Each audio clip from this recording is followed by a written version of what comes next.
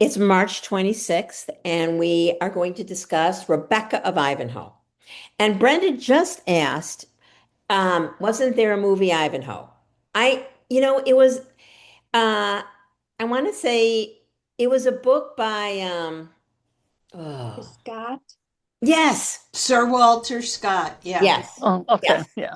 And this is supposed to be a sequel. Okay. And I hoped you like it. I listened to it on audio, a lot of it, and I read some of it, but I was really intrigued with the time period. Although we have read about Jews in the time, it wasn't quite the Inquisition and the terrible things that went on in England and so on and so forth. And her avocation as a healer. I thought that was again Hmm. super interesting. Meeting out with Maimonides, super interesting, and her self-awareness that Rambam, that's his nickname, might not want to talk to her because she's a woman. And that I thought was super realistic. So first thoughts, tell me what you thought. Before tell when it's just us. I love the book. Oh, good. Yay. I really enjoyed it. The whole storyline with every character, I just really liked it. But when the book ended, I was going to turn a page, but that was it. I It know. was, yeah, I that, I Yeah. I have to say, Yeah. when she got together with Bernardo, I was like, ugh, finally. It was like the, penultimate happy ending. I do want to show you. I usually start with this. That's what Allison looks like, not her, her. okay. And because there's her book. And she's actually in Chicago. I'm actually in DC. And Oh. she has family. She has family in Chicago. So let me read about her. She's an American journalist and author of three books. Her memoir, Brassy Broad. Oh, we'll have to look into that. How One Journalist Helped Pave the Way to Me Too. Oy vey. Getting Screwed, Sex Workers, and and the Law and Side of Effects, a prosecutor, a whistleblower, and a best-selling antidepressant on trial, and also Rebecca of Ivanhoe. And she, let's see what it says here.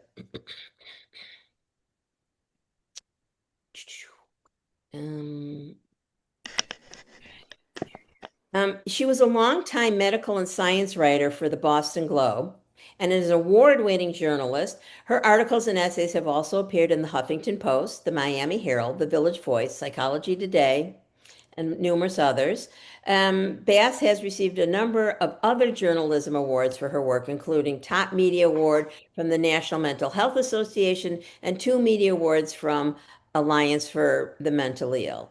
And I think that I like that you all the people, if you didn't like it, you didn't speak up yet. So I thought that it was just I'm always looking for different time periods. Mhm. And I have thought a lot about what Jennifer Brown said. She was the author of The Whisper Sister. And she said that if you do a modern book, um, if you do a modern book, you have to deal with A, the Holocaust, and B, October 7th. Mhm. And that's why she chose the Whisper Sister. And I don't know if that's totally true, but I think about that now as I read through books and see how they deal with different, if it's after the Holocaust, if it's after October 7th. We don't have that. I don't think I have anything. Yeah, maybe next year. So, and I thought that the whole idea of this and how they traveled was you could really picture it. I think she's a very good writer. Mhm. Other first thoughts before I get into questions. Paula. I was very impressed with her amount of historical research. Yeah, that would have been a question for me. Yeah. Um, other thoughts. I really, Andy. I really enjoyed it. It was part of it was very fanciful, sort of like reading Arabian Nights, but you could really picture it happening. Mm-hmm. And Mm-hmm. I listened to it and I didn't want it to end. Agreed. Evie and then Elaine. Evie? Yeah, I don't like fanciful history things, and I decided not to read it until I got your email yesterday. And I thought, well, if the author's been there, I felt a little more Sorry. pressure. Right. No, I felt the pressure. So since I already had it, but I started listening to the Audible, and listening to it really spurred me on. So I did a combination, finished it maybe about 45 minutes ago. Oh, wow. Yay, Evie! And I think that I don't like a lot of these historical, fanciful kinds of things is because I'm really that kind of literature challenged. I've never enjoyed it. I'm not familiar with the periods, maybe some of the names, but not really putting them into perspective. So I have a different feeling having done the combination, and I just listened. I just enjoyed what I thought was some of her more contemporary expressions or descriptions. Whether or not they were accurate, I didn't care because I kind of liked it. So Great. thank you for introducing me to this genre that I've Well, been right. I'm requesting. sorry that she's not here, but maybe she'll come on. I don't know. Elaine and then Susan. So I just started reading it. I'm about halfway through because I had another book discussion that I personally was leading earlier today. Oh, And what was it? it was on a book called The Ride of Her Life about a woman, a 63-year-old woman from Maine in 1954 who wanted to see the Pacific Ocean before she died. Wow. And she had no money, she had no car, and so she got a horse and rode the horse across the country till she Wow. got to the and it's a true story. Her name By was Elizabeth Letts? Elizabeth Lutz. Her name was Annie Wilkins. Hmm. And so it was a really, and one of the things I liked about that book, to be off topic, the chapters were really short, and the front of every chapter they had like an epigraph, a quote. And some of the quotes were really powerful to me. Mm-hmm. And so that was a really interesting book. And someone else had actually suggested it. But one thing I liked about this book, even though I'm like halfway through, is the medical information, and especially the obstetric information, mhm, is very accurate and very true. mhm. And so And very, very scary. well, yeah, women still die in childbirth. Yes. But it's very, it's really nice to read something that is sort of correct in that aspect. And I'm looking forward to finishing the end of it because I don't have to lead anything else for another 2 or 3 weeks. So I'm sorry for the spoiler alert, but No, it's you fine. got to get to the end because yeah, the end and there's a lot you have good reading ahead of you. Susan and then Sandy. Susan. Wait, I'm going to unmute you. Go ahead. There. Thank you. I lost my anyway, I really like this book. I happen to I've read it almost twice because I read it so long. I read it so long ago that I had to kind of reread parts of Yeah, it to remember yeah, what it was about. But yeah, I thought that the historical accuracies were really interesting, and that Maimonides was brought into it, and uh, and the fact that it was a love story in many ways, yes, uh, and I just it really drew me in. yeah. I really enjoyed this book. Thank you. Thank you. Um I picked it because we could get the author, but again, What happened? Why isn't she I here? don't know. I sent her and she said, I'm in Oh, Chicago. I said, okay, I'm on the East Coast. I hope she doesn't come in, In an hour from now. right. Well, Exactly. and I also, I mean, I guess I'm different than Evie in that regard, is I love historical fiction. Yeah, Me I do too. too. I just love it. And I read a lot of that kind of stuff. Um, so and I think there were a lot of accuracies in this book. Yes. Yeah, I mean, there's no way to tell, but yes. Sandy. I like the book quite Oh, a bit, go ahead. She's here. but the I'm one gonna, part I didn't care for was the yeah, end. I thought it just didn't seem realistic to me. It didn't go with it. And I had a sense that the book, needed to be closed right and here she no comes. other way. Where is she? I agree. Yeah. Okay, give me a minute. Okay. Okay, Allison. Hi. Marilyn will get to you in a hot minute. Okay. Oh, she's connecting to audio.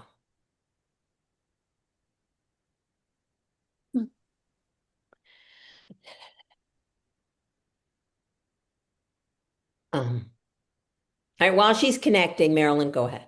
Okay, I just wanted to say what I didn't say earlier, that I enjoyed reading this historical time. It was so interesting.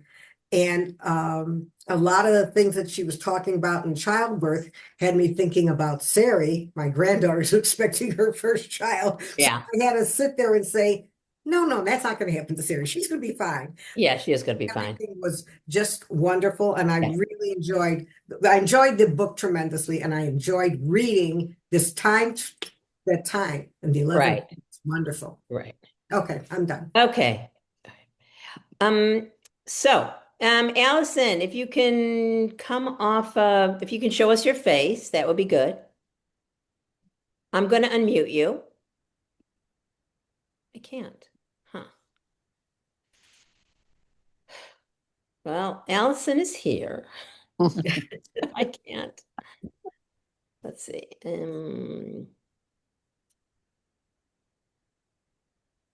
see where. There we go.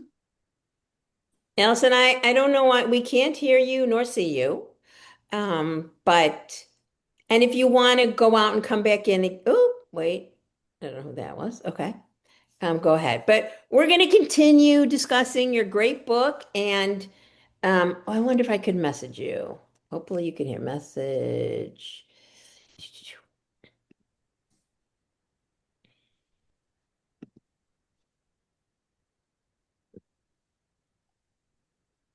I did have a question for Alice. Okay, go ahead. And from what I read in the Biblio, she had written nonfiction before, and I wondered what prompted her to Yeah. write fiction. Yeah.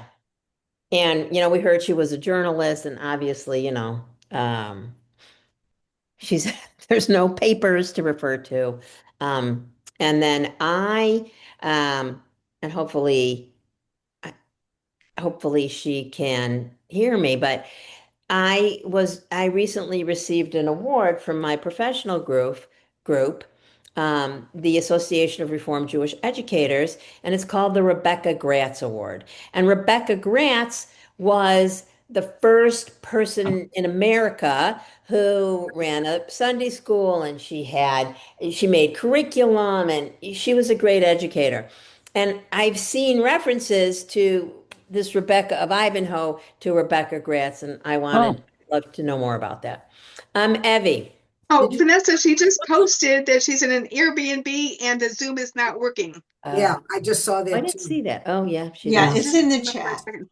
But I just, the Oh, reason I raised my hand was I just wanted to maybe. clarify that I do love I- historical fiction, but Yeah. not when it's in a time period that I know nothing about. Like I didn't know anything about Ivanhoe or some of the other things. But in Right. I general, mean, that is my favorite right, period right, right. genre. I don't know Here you why. are. There you are. Yay, Allison! Thank you. Yay. I'm so sorry. I don't know why it wasn't working. To answer someone's question about why I wrote the novel, well, I was an investigative journalist for the Boston Globe, and I covered health and science for many years. So that's why I wrote nonfiction books. And it was during COVID. I was bored silly, and I started having dreams, waking dreams. At night, sometimes I would tell myself stories about courageous women from the past, and Rebecca just kept popping into my mind. Mhm. And I hadn't read Ivanhoe since I was in high school, but she, for some reason, kept popping into my mind. So I went back and reread Ivanhoe, and I said, I think there's a sequel here. Because at the end of Ivanhoe, which is not an easy read because it was written in very verbose prose of Right. the I was early. going to say that you Yeah. read it is maybe more than some of the Yeah, right. I've read It here just, on the screen. yeah. Well, I think it was on our English literature list. I bet, yeah. But whatever. Oh gosh, I lost my train of thought. I flew in today to Chicago to visit my son, daughter-in-law, and new grandchild. Oh, that's And so also. I'm a little frazzled.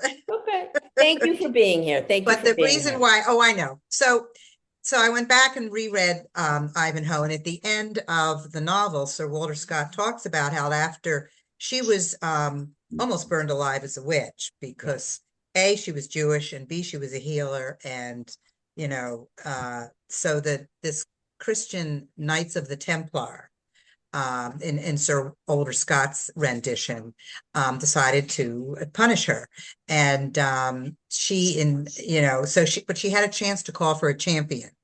And the champion turned out to be Ivanhoe, who she had nursed back to health a couple of months prior from after he was injured during a joust. He had fought in the Crusades with Richard the Lionheart. So they were both in the same joust when they came back from the Crusades, and it's a great tale. But anyway, so at the last minute, Ivanhoe shows up and he's injured. He's still injured, and but somehow he manages to defeat the other guy, and in this joust, and she is released. But then she and her father decide to go to Spain, where they have relatives, and that's where I take up the tale. And I doing the research was fascinating because I had no idea that Spain had an Esther, which was Rachel of Ezra for a brief shining moment. I mean, she was the mistress to King Alfonso VIII. Yes. And he set up a separate court for her in Toledo, and that's where Rebecca had gone with her family. Well, because you read the book. Yes. But but I thought, we all love the book. I thought the way you incorporated Ivanhoe's the backstory, because everything you just said is in the book. Right. I thought that was really brilliant. And Thank you. so what happened to Rachel, that mistress, she was killed? Yes, in real life. I mean, she was a real historical figure. The Catholic Church in Spain resented her because she was Jewish and because she wielded considerable influence over the king and had gotten him to appoint a number of Jews to his cabinet in Toledo. And they were always after her. And what happened, well, you saw in the book, he is defeated in a major battle, and they use that as an excuse.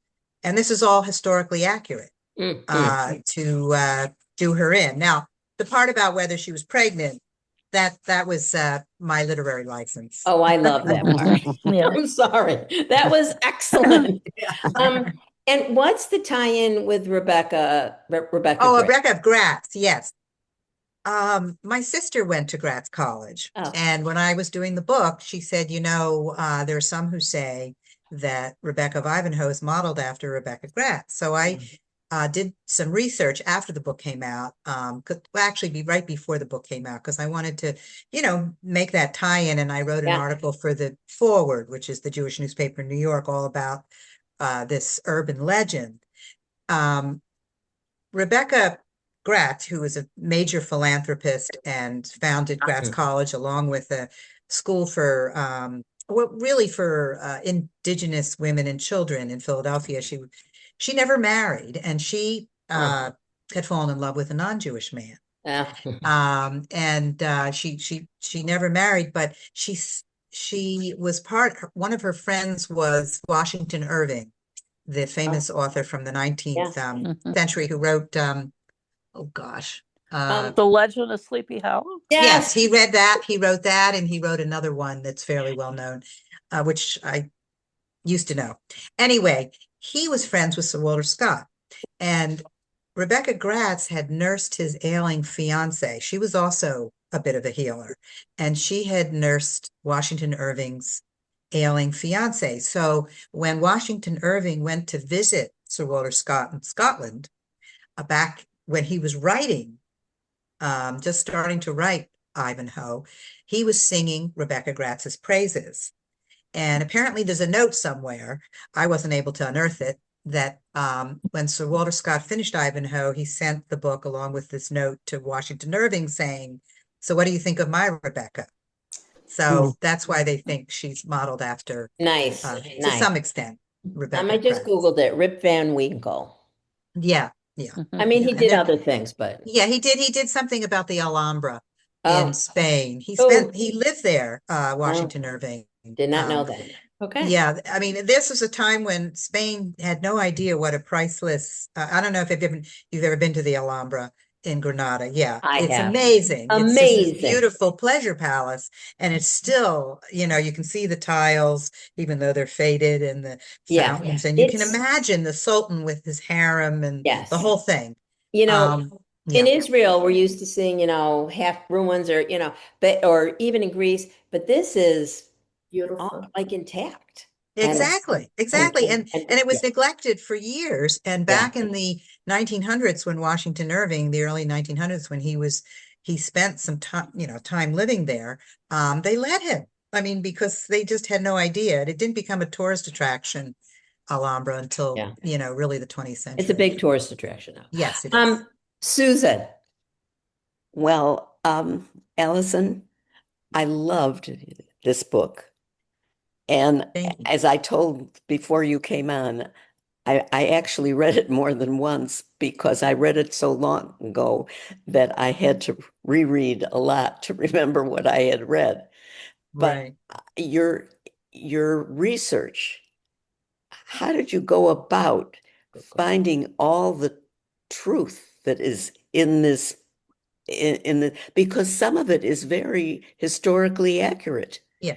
And I just wonder how you managed to get all this information. I did most of it online. It's amazing, the wealth of information online. We knew from Sir Walter Scott's book that his relative lives in Cordoba. But the problem is that in Cordoba at the time, there was a newer militant sect of Islam had come in, the Almohads, and they were starting to persecute the Jews in Granada and Cordoba. This is before, of course, the Christians took over southern Spain. And so when she and Isaac got to Cordoba, I had them leave and go to Toledo, and it's because of this persecution, which was historically accurate in Cordoba. They were starting, the Jews had to wear yellow, and I wonder where the yellow Jewish star may have come from. This early yellow business that the sect in I don't know, in southern Spain instituted against the Jews. So they went to Toledo. And the reason Toledo was actually more tolerant of Jews because of Rachel of Ezra was then the mistress to King Alfonso, and that's where she was based. And because King Alfonso was married to Eleanor of Bourges, who was the sister of King Lionheart, Richard of Lionheart, Richard the Lionheart. And but she was, he had a number of children with her, but whatever, he had a Jewish mistress. So they moved to Toledo, and that's where Rebecca sets up the healing. And I just did a lot of research online and discovered Rachel of Ezra. There's actually a play written about her. a number of years ago, somebody wrote a play, and that she's a real, she's not well known, not like Esther in Persia, right? But she is a real historical figure. Of course, the king is, and his battles against the Muslims are. And it wasn't until I think 1516 that he has another major battle, and he defeats the Muslims, and then they start. But it wasn't until Isabel and Ferdinand came in that they really began a very strong military campaign against them, the Muslims in Right. southern Well, and Spain. the Jews, the Inquisition. And the Inquisition, right? Because as soon as they defeated in 1492 is when they started the Inquisition. So it wasn't only the Moors that were exiled and persecuted; it was very much the Jews as well. I think one of the things too that I enjoyed so much is I'd been to all these places, and Right. my husband and I actually stayed in the Alhambra. Oh, Wow. very That's nice. great that you could do that. Well, they do have a hotel there. That's right. They do have I mean, it was many furnishings. years ago when we were Yeah. there, but Right. Right. when you describe the places, and I've been to them, Yeah. you find it so interesting.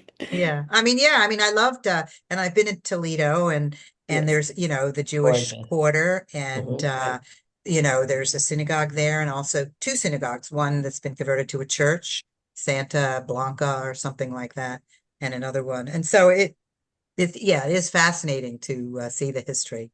Mhm. But if you've been to Spain, they still have whitewashed the Inquisition. Interesting.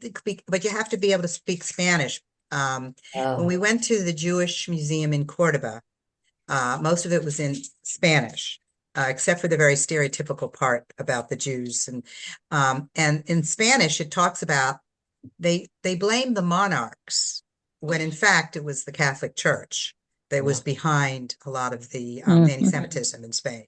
And I just thought that was such a interesting whitewashing. This was in 2011 or 12 when I was there. So they're still not acknowledging, the true Yeah. cost of what they did with the yeah. Jews. I think that the Jewish position was precarious because they were money lenders and the church prohibited that. And so the monarchs needed money. And so it was a relationship that was fraught with complications and so forth. When the rabble rousers, when there's a riot, those Yeah. hiding places, is that true or is that interpretive? Well, okay. When we were coming, we were outside Toledo, and I saw this big tunnel where they carried the waste, and that's still there. Okay. And so, and somebody in Toledo said, that was an escape route. And that's all. And from there, I then extrapolated that there was this hiding place below a mansion. But I no, that's fiction, that's a Yeah. work of fiction.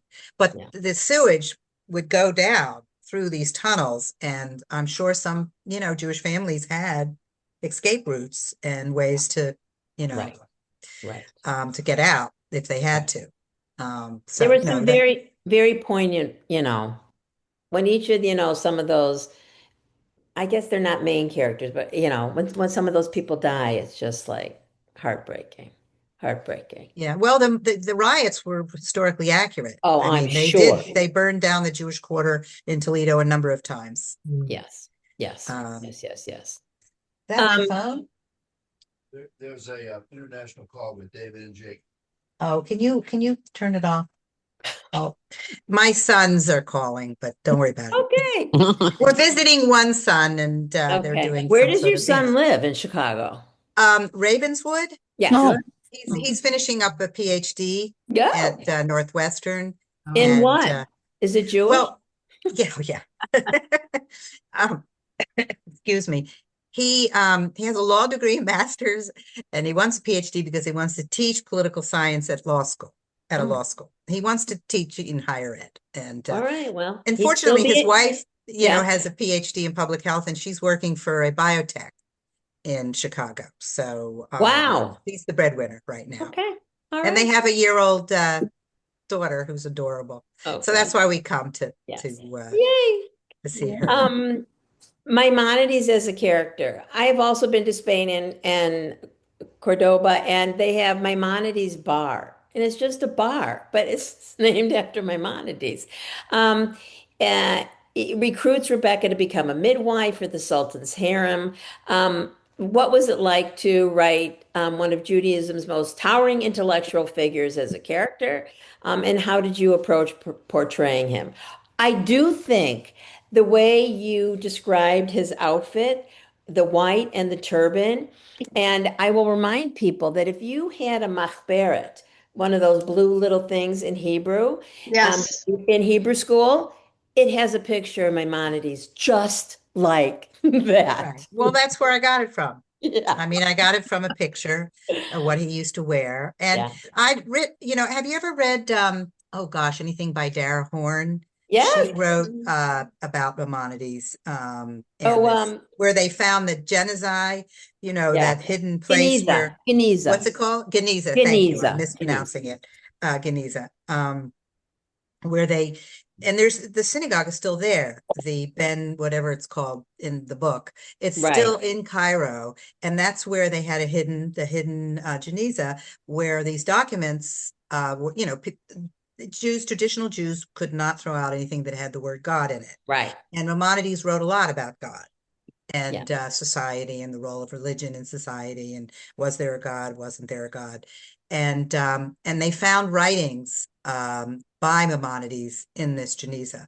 And so that's why I decided to and the other thing is that he started out in Cordoba. He left Cordoba at the age of 15. There's a statue to him in the Jewish quarter to Maimonides.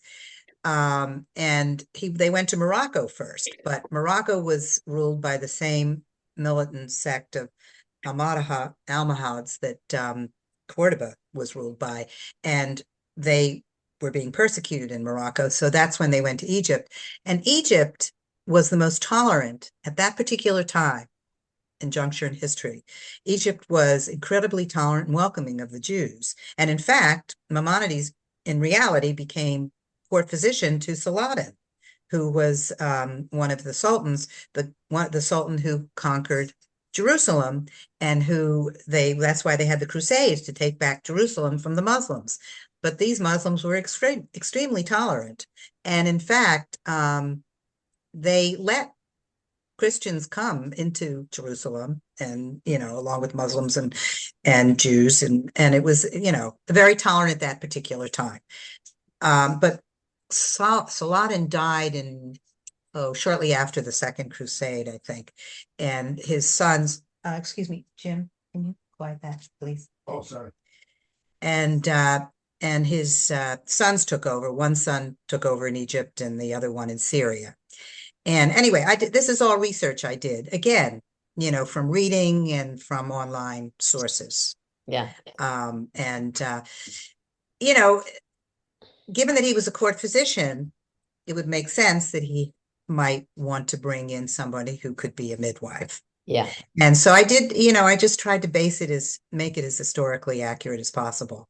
Yeah. But, I mean, and the fact that he was always surrounded by men and people, because he was really a leader of the Cairo community during his lifetime, of the Jewish community. I agree with you. We read a book about the Cairo Geniza. We read a couple books. I think it's not The Weight of Ink or No, it's oh God, there's it's it's a saying that comes out of one of Maimonides, yes. a guide to perplexity, or Yes, a guide to that's Dara Horn's book. that's Dora Haren's, and that's the Right. one I read. There's another Yeah. There's another book which I'll find eventually. The refugee experience through a Jewish lens. Rebecca and her father make difficult decision to flee England because it's become too dangerous for Jews. As a Jewish author, did the themes of displacement, anti-Semitism take on particular, meaning for you, especially given the current moment? Yeah, well, obviously, Yeah. I mean, my ancestors had to flee the Palace settlement and Kiev, and it's it feels like history is repeating itself in many respects. But so I it did really resonate with me, and that's one of the reasons why I decided to write the book, because Yeah. it's anti-Semitism is still very much alive and well here, unfortunately, in the United States, and even more so in Europe. I was in Palermo this summer, coming back from a cruise. Palermo is in Sicily, and I went to the Jewish quarter there, where they're actually restoring an ancient synagogue that had been made into a church, because that's what happened with so many of the ancient synagogues after the Inquisition, is they got remade into churches. And sadly enough, there were these horrible caricatures painted on the wall right next to this ongoing restoration of Jews. There was a naked Jewish woman, and there was, these Jews, Orthodox Jews, and what do you call it, with the long, Sassy. yeah, right. And Chassid. it was they were caricatures, and they made them look horrible. And they were right there, for Yeah. anybody to see, and it was just Right. really sad. But there's a lot of animosity towards Israel right now. There's And there's a lot of animosity in this. There's just a lot of animosity worldwide against Israel and against it's America. I mean, right, and it spills over to American Jews and yeah, European Jews. I mean, yeah, as we all know, I mean, the people who terrorize, they're not making a distinction between Israel and between Jews. no, We're all in the same, right. uh, This is the book I was talking about, The Last Watchman of Old Cairo, and oh, okay. I'll put it To in go the back and chat. look at it. It, Yeah. it's yeah, I think you'd really like it because it talks about that. So by Michael David Lucas. Um, Hmm. and there's another one that goes between England and because the Cairo Geniza is in Cairo, and this Jewish scholar found it, and an English Jewish scholar found it and stole. I mean, that's the only word for it. Stole a lot of the things that were in there. So I'll find that book too. And Yeah, interesting. yeah, interesting and sad. Uh, Women's agency in a constrained world. The book has been praised for portraying Rebecca as a woman who rises above the restrictions of her era. How did you navigate depicting female agency authentically without projecting modern sensibilities onto a 12th century character? Yeah, that was hard. That was hard. Super hard. Because, she was under some constraints. She was lucky in that both in Sir Walter Scott's portrayal of her and in mine, I mean, her father was very understanding, and kind of let her do her thing. When most uh, parents of that era probably wouldn't have. But I think, because she was his only child, and fictionally. So she was more educated, much more educated than most Jewish women of that era, in England or Spain. Again, because her father gave her free rein, and to a large extent. And because she had a mentor in Miriam, who was also well, no, she wasn't. She was a fictional character, but she was in Sir Walter Scott's book, and she had been burned at the stake. Oof. This was at a time when, I don't know if you remember, 4 years before they left England, there were like hundreds of Jews that were killed in York at the time of the Second Crusades. And Mhm. Richard had already left for the Crusades, and they just murdered as many Jews as they could find. And this is the time when Miriam, in Sir Walter Scott's rendition, was. And a number of literary scholars point out that Rebecca may have been the first positive portrayal of a Jew in English literature. Mm. Wow. Because the way he talked about Isaac in that book was very stereotypically Jewish. Okay. But Rebecca it was much more, he portrayed her as courageous and as, you know, a very um, sympathetic character. And A as I said, positive, yeah, and it a was the first positive role positive, model. We're right. still facing that battle in 2026 of how they Mhm. portray Jewish women. Yeah, Just yeah. um, here is the other book, which we've been meeting for a while. The Weight of Ink. I read that. Yes, that was good. And By I Rachel think that, Cottish. Yes. yes, yes, yes. And, he finds these rare things. Right, right, right. And a I think, woman was writing it. It's just fascinating to read these things right, and think right, about uh, how far women have come. And, for most of us, in our lifetime, I don't think my mom could have opened a checking account, which, right, yeah. right. So, Yeah. ladies, I have tons of questions. Does anyone have a question? Andy. I love the book, Allison, and I have always loved Maimonides. And I loved the relationship and how he helped Rebecca. Is there any historical indication that he, in fact, had any mentees that were Uh, women? there's no historical data that I know about that. She sought him out. I mean, he was a traditional Jewish guy. I mean, he was a scholar. I mean, he was a brilliant scholar, but no, I'm afraid there, as far as I could tell, there weren't any, and there wasn't any evidence that he had any women mentees. However, the midwives in the Sultan's harem had to be women, right? Because no Right? men were allowed in there except for eunuchs, who were Right. castrated. So that yeah, and women did play an important role at that time as in Egypt as healers and midwives. So that was historically accurate. So the Egyptian healer that I made up, what was her name? Starts with an L.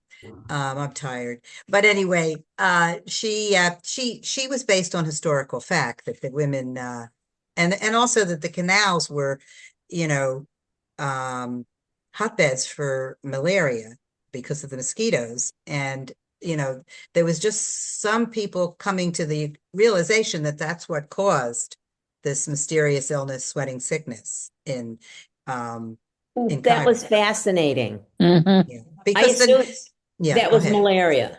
Yes. Yeah. And the Nile River would overflow.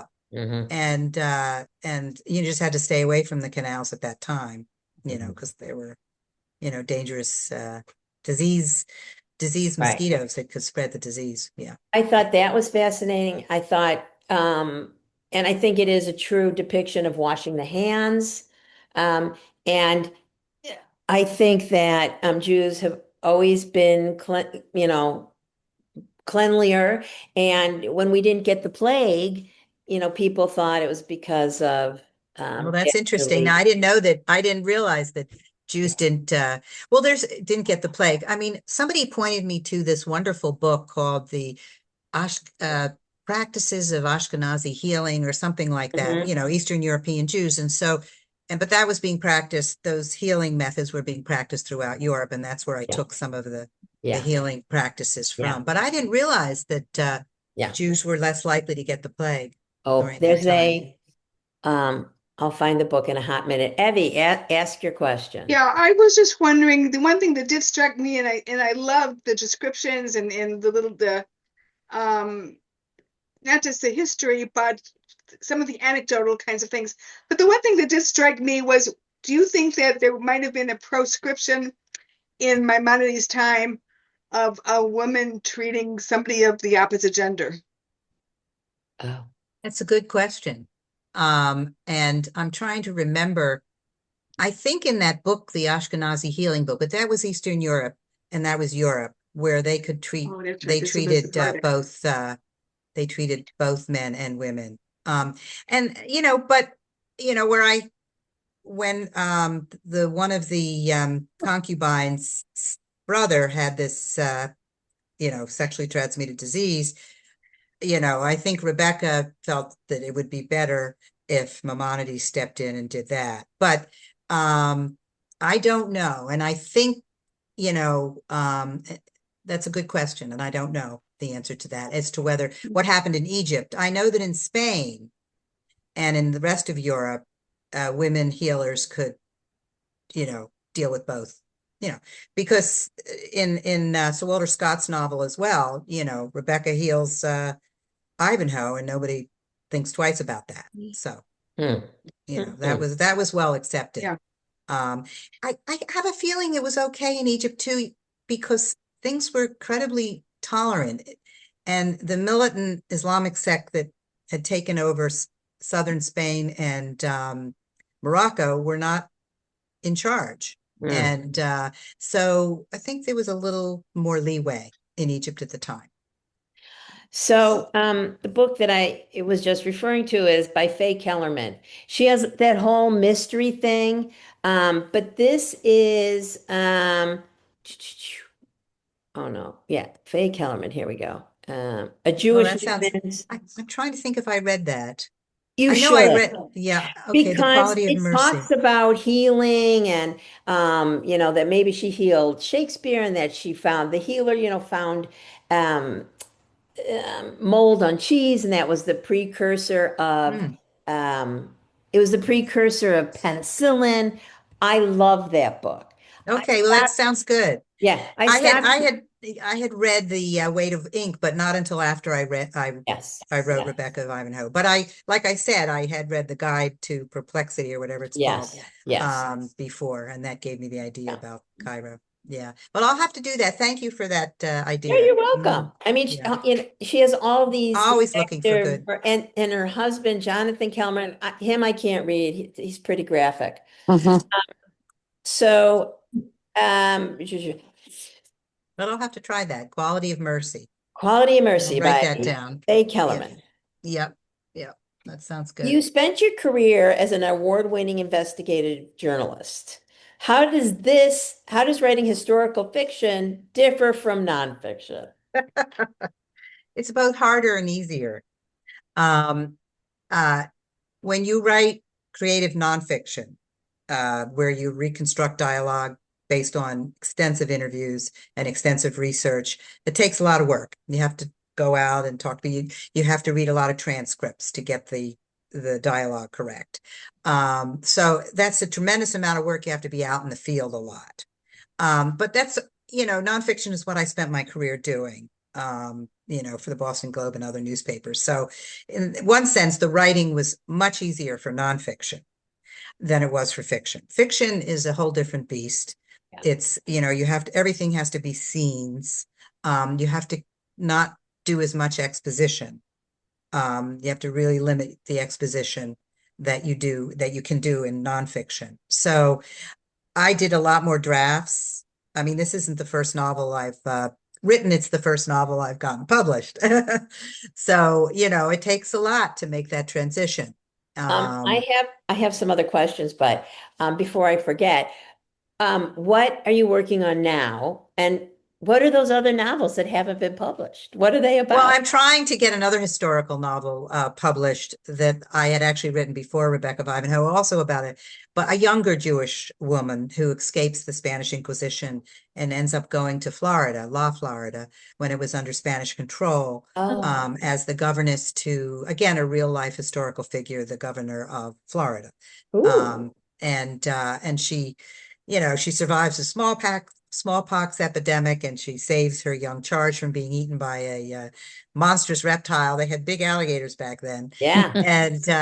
And there was an Indian uprising. I mean, there's a lot going on, and in That that sounds novel. great. Yeah. So, but it's tough getting, you know what? It's very tough getting novels published right now by Jewish authors about Jewish Interesting. heroines and heroes. In fact, I had hired a publicist to help with Rebecca of Ivanhoe, and she was very unsuccessful in getting a lot of media publicity. And she came back to me and she said, I've talked to some other publicists, and they said that since October 7th, Boy. a lot of media are boycotting books by Jewish authors about Jewish themes. And I heard that as well from another author who gave a talk at Newton Public Library about the same thing. Wow. So That's it's a real fabulous. phenomenon. And I think that's why it's, I was lucky to get Rebecca of Ivanhoe published, but it's very hard to get these kind of books published right now. Oy, yeah. Um, um, for Jewish readers today, the novel depicts anti-Semitism on the rise as Christians and Moors battle for control of Iberia. What do you hope Jewish readers in particular take away from Rebecca's story? And do you see parallels between her world and the challenges facing Jewish communities today? Well, to me, it shows that just, religious differences do not have to be ordained or fated. That, this was a time when Muslims got along really well with Jews, and they were much more tolerant than Moors. The Muslims were much more tolerant of Jews than the Christians were. So I hope that was a hopeful note for the fact that perhaps, Muslims and Jews can once again learn to live with each other in the Middle East. Here, And here. yeah, so During that time because period, it's not ordained that they have to be enemies. right. During that time period, the Muslims had the Jews in a protected status. They were called dhimmis, and so they were allowed to, move around the community because they were Jews were money lenders and diamonds and doctors because you can take that with you. And but the Muslims, was the golden age of Spain with Maimonides, Ibn Ezra, all these people. So I think that you certainly brought that story home. Absolutely. And before we let Allison go, and she's had a long day, were the lines bad at the airport? No, there was no line at all at the TSA pre-checked at National Airport in DC. Not Oh. one. I mean, I breezed through. I couldn't believe. In fact, it's the less lines I've ever seen. That's what I'm so struck by.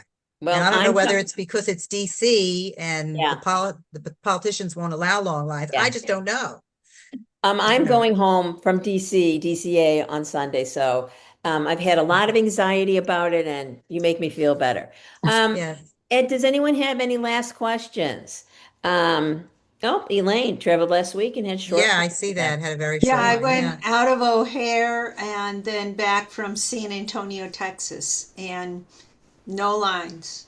Okay. Yeah. All Yeah. right. So I think it's just certain airports. I know Atlanta has a real problem, and Yes. Houston and New Orleans. Yeah. I don't know why, LaGuardia. Yeah. but Well, LaGuardia, yeah. that's a seat. But I'm hoping that I won't, Yeah. we'll see what happens. A Anyway, seaport yeah, fair. I'm fading fast. So Yes, Allison, when you write that, if that book gets published, let us know. oh, I will. I Yeah. definitely Sounds will. fantastic. And thank you for, Thank you. putting up with me and trying to get through to you. Oh, we're so happy. All right, Allison. All right, take Thank care. you. Thank Thank you. All right. you. Bye. Bye-bye. Bye. Bye. Okay. Wow. I thought, she was very interesting. She had a lot of technical problems. Who doesn't? But it, gives us some insight into, don't you think that other book sounds interesting though? Yes. Going to Totally. Florida, blah, blah, blah. So, yeah. I think it's very interesting what she said about not being able to get Jewish books published right now. That is very frightening Yeah. and interesting. Yes. Yes. I've heard that before.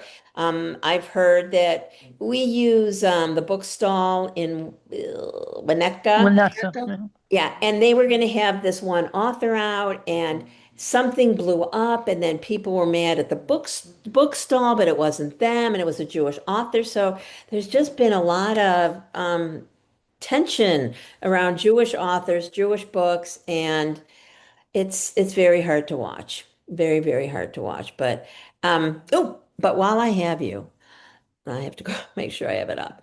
Our next book, I have to give my own commercial.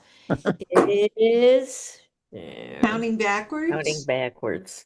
Yes, Counting Backwards by Jacqueline Friedland. And it's a Zibby Owens most anticipated book of 2025. So, and Zibby was here on a Sunday morning. She did the On Being Jewish Now.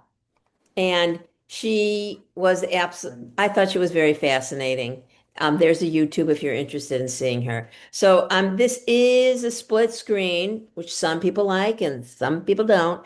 But 1927, 2022. So I think it'll be a fun read. And we meet, let's see if I can find that.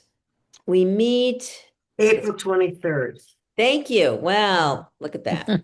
Somebody's paying attention. Yes, April 23rd. After Okay. Passover. So have a good Passover, everybody. Thank you. Great You job. too. If you have any questions, if you need anything, you know where to get me. I'm going to send out the YouTube link to this maybe tomorrow because I'm on carpool duty and laundry duty. So it's Lital and Cole and they have 3 kids. I don't know. They just have a lot of laundry. I'm like, and I was here a month ago when I did book group, and I said something, and Lital said to me, she was, "Yeah, we haven't caught up since then." Just they're in a hole, and it's a lot. Is that why you go there and do their laundry? Yes. But I should turn off the recording. So 2 times ago when I was here with Arthur, I said, "Come on, we have to fold laundry." He goes, "I don't do that." I said, "I don't do that at home." I go, "I don't do that at home either." Oh, Come on. okay. Anyway, Oh, for those of that's you who know funny. Arthur, it's on brand, as we like to say. All right, good Great. seeing everybody. Very Okay. Bye. Have a good Bye. holiday, Have a good everybody. night. Thank you. Happy Passover. Shabbat Shalom. Bye. Bye. Bye.